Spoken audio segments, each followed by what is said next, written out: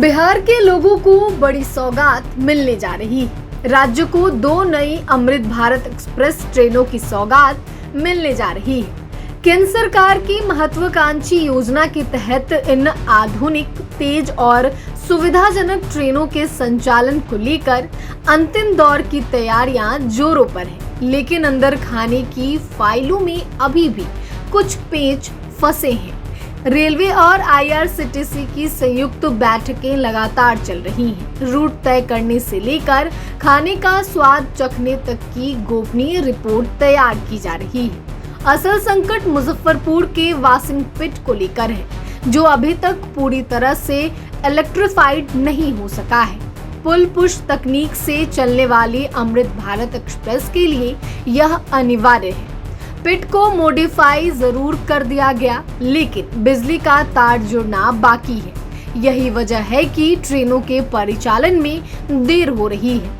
कहा जा रहा है कि वरीय अधिकारियों ने इसका वैकल्पिक मेंटेनेंस बरौनी या समस्तीपुर में कराने का प्रस्ताव भेजा है, जहां से केवल 1.5 घंटे का ही सफर है।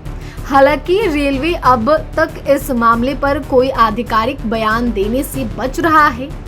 डीआरएम विवेक भूषण सूद ने बताया कि इतना कहा कि जल्द ही वाशिंग पिट का इलेक्ट्रिफिकेशन शुरू होगा और परिचालन की सारी बाधाएं समाप्त हो जाएगी।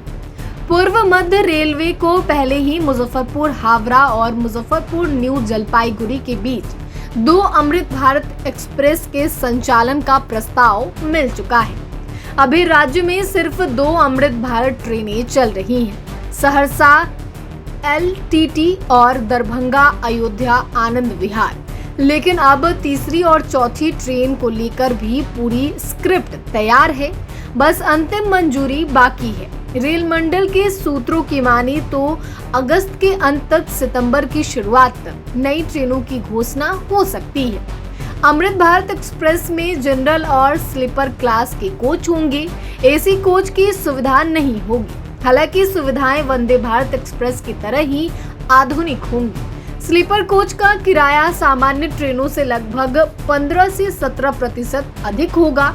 अनुमान के अनुसार पटना से दिल्ली के बीच स्लीपर का किराया 1065 रुपए हो सकता है। ट्रेन की बोगियां नारंगी और ग्रे रंग में होंगी, जो इसे खास पहचान देंगी। इस सुपरफास्ट ट्रेन में यात्रियों को कई अत्याधुनिक सुविधाएं मिलेंगी। हर सीट के पास चार्जिंग पॉइंट, कोच के अंदर एलईडी लाइट और सूचना display board, bio vacuum washroom, sensor युक्त नल और स्वच्छता के लिए सीसीटीवी निगरानी। एक डिब्बे से दूसरे में आसानी से आवाजाही की सुविधा। इन स्टेशनों पर होगा ठहराव।